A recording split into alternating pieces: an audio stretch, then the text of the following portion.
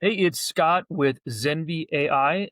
Today on the Systems Are Sexy podcast, we have Landon Brazil with ZFind. It's a platform that's quietly becoming one of the most powerful tools for real estate coaches, students, and property owners in short-term, mid-term, and corporate housing space. So what makes Landon's story remarkable is kind of the resiliency to rebuild. Today, ZFind helps hundreds of homeowners and property owners, real estate entrepreneurs connect, lease, and grow. So Landon, welcome to the show. How are you? I'm amazing. How are you? I'm good, good. Well, I wanted to start the beginning there, what I mentioned, because I feel like as entrepreneurs, we always have those stories about the oh crap moment or just things that have happened in our lives that have made us question what we've done. And I mentioned your resiliency. So if you could give us an overview of how, like your wild, kind of like a wild startup story, how things were going great and they crashed and you built it back up again. Can you kind of give our listeners an idea what that looks like? Yeah. In 2020, I decided I wanted to invest in real estate. I bought a duplex using 90% of my income, as a down payment. I was only getting paid 30,000 a year, so I used a little less than that as a down payment on a duplex. Rented out one side, did Airbnb on the other side. I had a friend that was doing a strategy called rental arbitrage, where you basically get permission, written consent from a property owner, and like they will allow you to sublease their property and run your business model, which what we were doing was Airbnb. And I was just wondering how he was getting so many properties. Well, it was because he was doing rental arbitrage. He kind of showed me a little bit of what to do. I immediately took action, and within a week, I had my first rental arbitrage property. And he was kind of confused because it wasn't that easy for him to acquire properties. But for me, I already owned a property. So I already knew kind of what a property owner wanted to hear. I already knew what I wanted to hear as a property owner. So the conversation was very simple. And from there, in most cases, you'll be doing something and your friends will be like, hey, like, how are you doing that? Can you teach me? Can you show me how to do that? So what I started doing was helping my friends get properties, and it stacked up until, I was over I helped maybe over 40 or 50 people get their own properties approved for Airbnb sublease. And that was when I decided that I was going to turn it into a part-time business, where I would essentially just help people get properties while I was doing Airbnb on the sides. It led me to helping people get properties, and then they'll be like, "Oh, I'll give you money to actually manage the property for me, and we'll split revenue." Or I would find a property and the property owner would be like, hey, can you just manage my property for me and do Airbnb? So it led me to all these different business models. And I started realizing I had more stress to managing properties than I did actually helping people get properties. And so after helping people get properties for a while, I had a coach reach out to me, and that coach was like, hey, I would love to offer what you guys have to my students. And I mean, I didn't know what that looked like, honestly, because I wasn't working with coaches. I wasn't even interested in the coaching space. But this coach in particular said, I have hundreds of students that I could send to you within the next month that would need, your help getting properties. So I was like, all right, let's do it. So within a month, he had maybe sent us 100 to 150 students, and we charged 1,500 a pop for every single student. Our business changed overnight. The thing is, because it was so easy for me to get properties, fulfillment wasn't the hard part.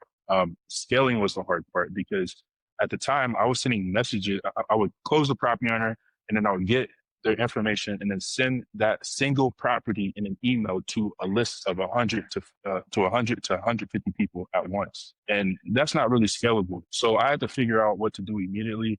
So I found a developer that could build me a quick WordPress site, but also use a little bit of custom code to make it to where people can upload properties, which were the property owners, and people could log in and view properties and claim those properties so that they can move forward on those properties. And so it was kind of like my own Zillow marketplace, that cost me about $3,000 to build. I literally made that back within a day, just from being able to serve people at a because really the issue that I was trying to solve was distribution at that point. Was how can I distribute 100 properties within 5 minutes instead of 100 properties within a month. And so that was a game changer for us. And we were the first platform.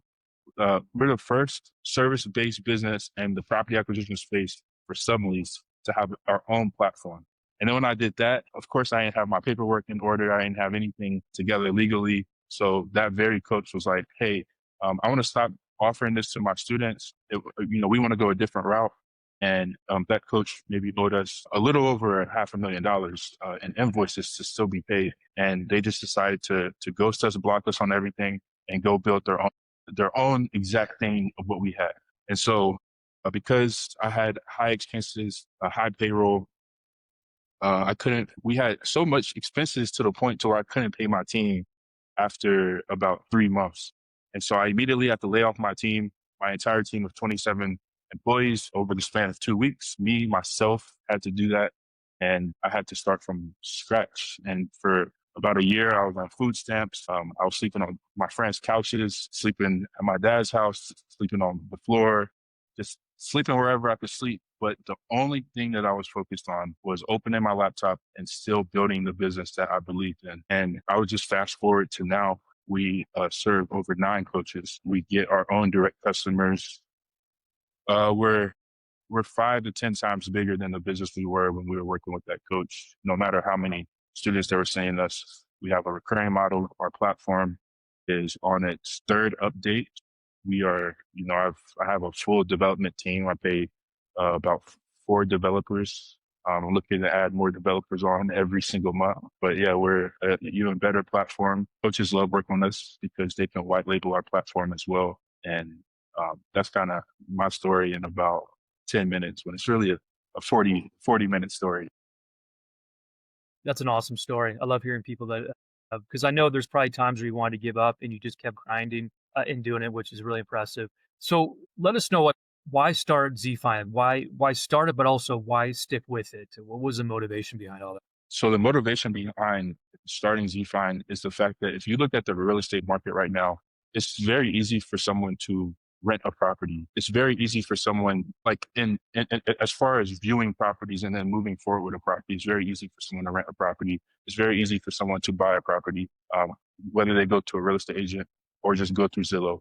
But it's very hard for someone to sublease a property. And if a platform like Zillow or a platform like apartments.com or any other platform is going to have a box on their platform that says sublease, and it's still hard to sublease a property, then why is that? Why does that exist when a $12 billion company hasn't solved that issue where it's a sublease approved box on their site, or if we go to Hot Pads, there says sublease approved, but they're worth $12 billion, but they only have 10 properties in Dallas approved for sublease. Like, why is that? When we know right now there are business owners that need to sublease properties so that they can run their business. So why is it so hard for people to get properties approved for sublease? And when I saw that, and even my friends that were struggling convincing property owners to allow Airbnb, which is subleasing, I knew that this was a big opportunity because if I could be the one to make getting properties approved for sublease easier, I could be solving a big problem. Now, I don't know what the value of that problem is. I do know that the residential leasing market is a $1 trillion market. But I do know that if sublease is legal in almost every country and Zillow or apartments.com or whatever other platform couldn't crack the sublease thing and I can, then I'm solving a huge issue and I can be seen as very valuable. And over time, I looked at it as that, but over time, as I kept helping people and seeing how easy it was for people to acquire properties, right now we're getting around 40 to 50 leases signed per week, which is it's a big number for a smaller company, but it's very small to me, knowing that there's hundreds of millions of listings out there in the world. But what I do know is over time, I've just realized how fulfilling it is because I know that I created a solution to the reason why people can make money. If they don't have a property, they cannot make money.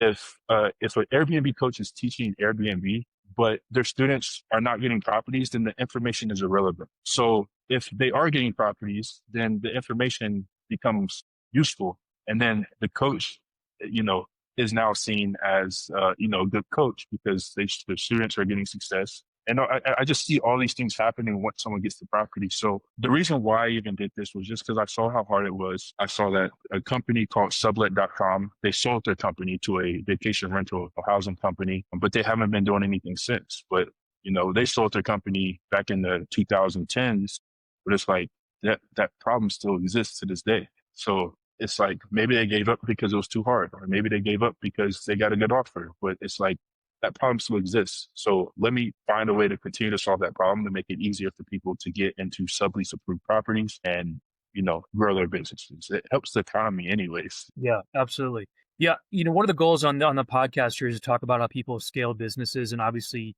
you scaled up and had to scale down. What are some lessons or reminders that you learned during that process that maybe you are incorporating into the business now? When you make money, try not to grow too fast because you can over leverage yourself. I also learned a huge lesson on taking one-time payments over recurring revenue. When we took the one-time payments, yes, we could collect, 10,000, 20,000, $30,000 in a day. But the issue is you collect that one time and then now you have to cover that cost over the course of a year. And it's not sustainable, especially if you're trying to scale your team and grow your team. So, I'm the type of person where I truly believe that the team is the only thing that makes everything grow. Like, when I was, helping people get properties myself, I was just doing that myself. But when I added the team, I could scale, I could help way more people. And in your head, when you're doing these things yourself, you're like, oh, like I wish I could have more help, or I wish I could have more people helping me to grow this thing. And then when you finally make the money, you're like, okay, now I can deploy it to all these people. But sometimes it might not be true to deploy to all those people. Like, because you hear that phrase, hire slow, fire fast. And that's the true thing. Like, you don't want to hire too fast because you can over leverage yourself and then run out of money. And then now you can't pay the people and now you have to lay them off, and it just is a sticky situation. So I would say, my first lesson from that moment where we had to lay off my entire team, after 3 months, I started, I had over 15 employees when month one, I only had myself. So it's like, I just scaled too fast. I over leveraged. And then when we only had one client that was paying us, even though we're paying us as much as maybe 10 clients would pay us, when that cut off, I couldn't float the cost of my entire team. So I would say that, of course, and then more so making sure that you're managing your cash and focusing on a model that is going to sustain you over a longer period of time, which is that recurring model. I know people hear recurring all the time, but it's truly a better model because it's more predictable income and you can forecast, okay, I need to keep my costs below this over the course of the next 12 months because this is what I'm currently making. Now, if you end up making 2 to 3, 10x more in the future, that's great. But at least you budgeted for what you're currently making. And that's the biggest lessons that I have learned as far as scaling is just focusing on, predictable income and then keeping your costs under that predictable income so that you don't over leverage yourself and then have to lay off your entire team and start from scratch. Yeah, absolutely. You had mentioned obviously you're working with coaches now. Is the goal now going forward to go direct to consumers? And if so, what does that look like for you? Yeah, the goal is to go direct to consumers. The market is just bigger. Coaches run ads to attract a small percentage of the existing market, and it's just not a big enough market for us to serve. So going direct is our focus. So when it comes to going direct, it really just comes down to marketing. So how can we put more of who we are in front of our target customer? The interesting part about the sublease space is you actually don't know who your target customer is because just like people that want to do Airbnb, you don't really know who wants to do Airbnb. So it's kind of tricky because even when you do marketing and you go for a broad audience, the broad audience can still attract new customers because it could be the random person who are thinking about doing Airbnb last year or thinking about starting a corporate housing company last year. And they just maybe reached out to property owners and couldn't connect or struggled in some sort of fashion. And they see this as an opportunity to move forward. So ads are a little tricky. Again, this is a consumer app, real estate. So anybody could be your customer, but paying for ads is definitely the first approach. Also paying for influencer marketing is another approach as well, just not specifically towards coaching programs. So influencers in the real estate space that can promote based off of a real estate consumer app to get us direct customers, as long as there's not a coaching aspect behind it. So our goal really is just to go direct using marketing in the beginning. And then, of course, what I'm dealing with is I'm dealing with a real estate marketplace. I can really only model things off of other real estate marketplaces. And so I have to kind of understand, okay, what are these big companies doing as far as getting more customers? Zillow, they work with real estate agents. Real estate agents have their own clientele. So their own clientele come to Zillow for whatever reason. Brokerages, Zillow uses brokerages, market through Zillow, like figuring out other user acquisition strategies. But for the most part, in the beginning, it's definitely running ads to get in front of more of our customers. Got it. Have you guys gone down that road, or are you just prepping for it now? We're prepping for it right now. Okay, got it. All right. Are there certain types of, are you noticing certain trends, whether it's in different parts of the country or certain types of properties that maybe markets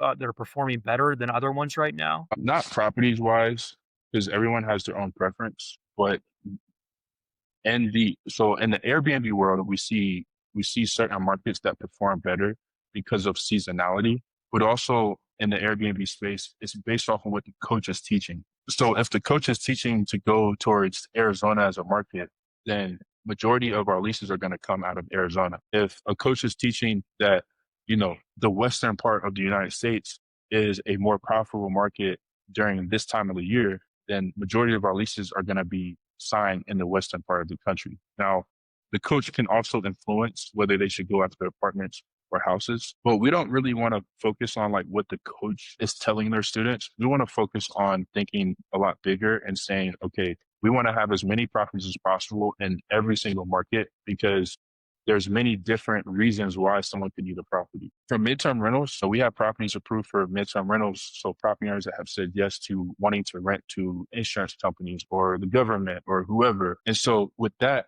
we typically see properties being rented in markets that are heavily influenced by the government. So maybe like San Antonio or San Diego, or for insurance, we typically see like Florida or California or Texas or any region on like the coast that has a beach. We typically see properties getting leased off from there. So, what the industry that someone is using our properties for is the reason why leases will be taken up. Instead of it just being out of like someone being like, oh, I want to use this platform because I want to get a property in Tennessee. Like there has to be a reason behind why they want to get a property in Tennessee because this is a business. So the business industry and reason is what drives the properties being taken off of our platform. But whether the property type matters, we haven't really seen a difference.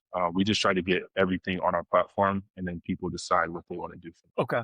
So obviously you've built your own systems. Have you guys started thinking about how to integrate AI or automation into like the user experience or the outreach process for you guys? Yeah, we actually are looking at some things on the outreach process. We're mainly integrating outreach in a way to where we can reach more people without having to have anyone do the outreach for us. So I'm not an AI expert. I have a specific skill set, in a certain area. So I like to get consulting or, find people that understand AI in the way that I would need them. And I would just tell them my vision. But there are areas where we are looking to use AI when it comes to messaging. So one of the things that we currently deal with is when an unexperienced business owner reaches out to a property owner, they may say certain things that may throw the property owner off or make the property owner not interested in working with them. So how can we use the best messages of the people who have closed the most leases and streamline that across every user to where they can use AI to use those same canned responses or canned messages and have that deployed to the property owner before a human actually comes in and takes over the conversation. Now, of course, there's regulatory things that we have to deal with, when it comes to that, maybe emailing and text messaging. But as far as improving the success of each individual customer, we know that if we can improve how they communicate with landlords or how landlords communicate with users, then it will increase the amount of leases that we can secure per week. So messaging is one thing, and then adding inventory is another thing. So how can we use AI to add inventory? Because we use humans right now to add inventory to the platform if it's not coming directly from the MLS or if it's not coming directly from like a real estate agent or a property owner. Our team will add properties directly. So how can we remove our team from adding properties and find a more valuable way for them to contribute to our company outside of that? So those are like the biggest things because with those things, we'll be able to one, have more properties added to the platform, which it will create a better user experience.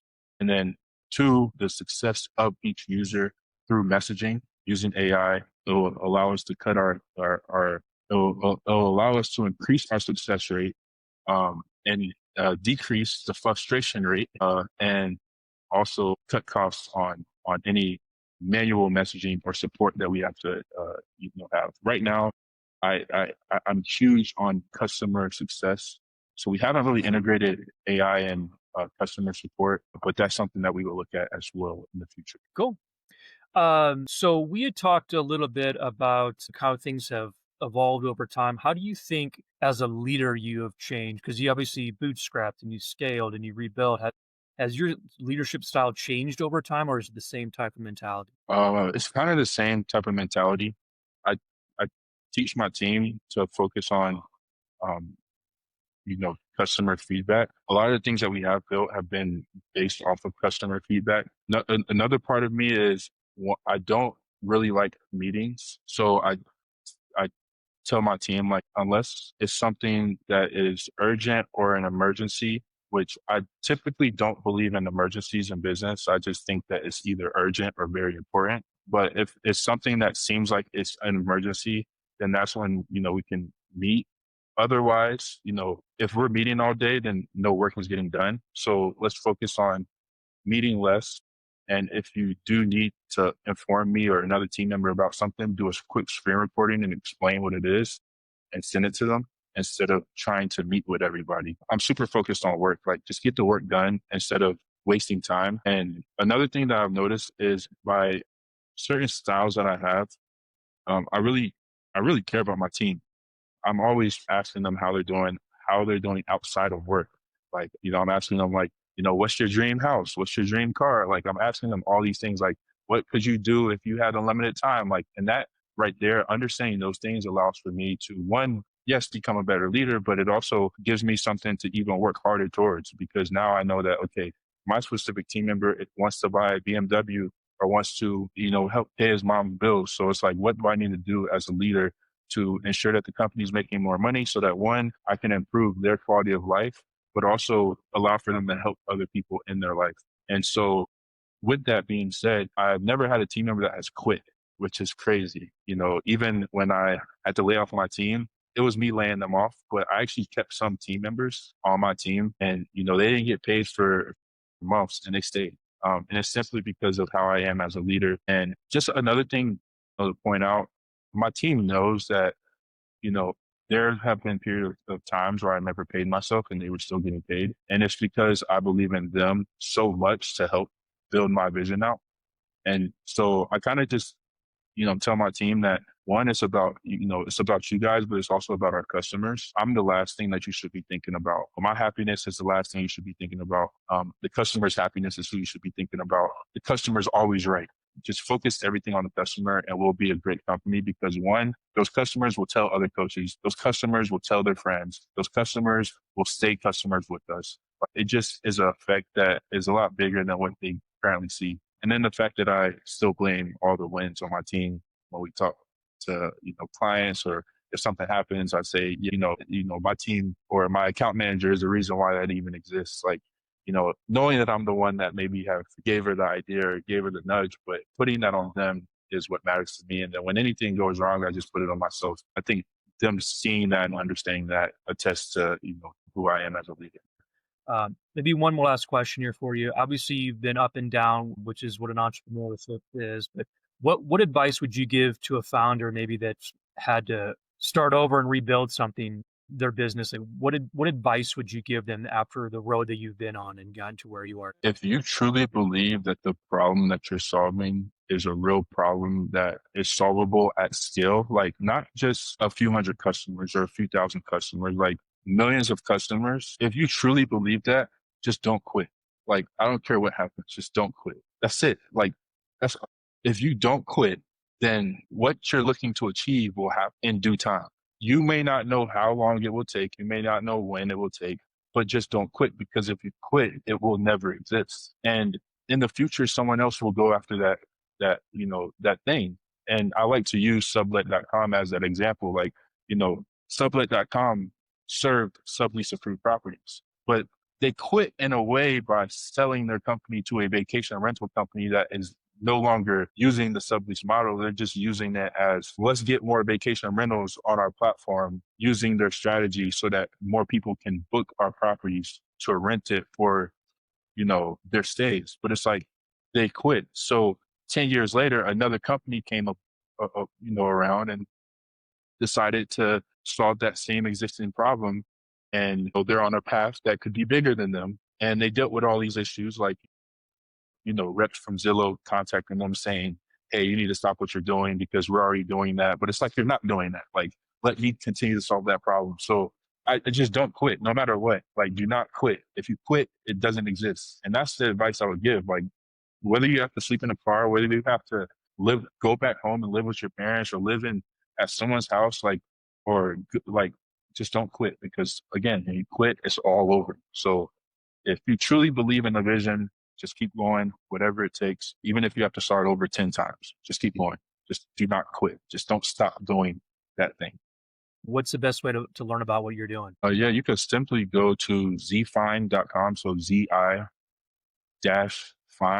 FIND.com/our results. You could go to zfind.com period, or you can go to zfind.com/our results to see who has worked with us, who we're serving, hear from some of our customers, or you can just go directly to our platform and see what we do. But those are the two places I would recommend someone go. Awesome. Hey, Landon, it was great talking to you. Very inspiring, and I'm excited to see where this business goes for you. Thank you. I appreciate you having me.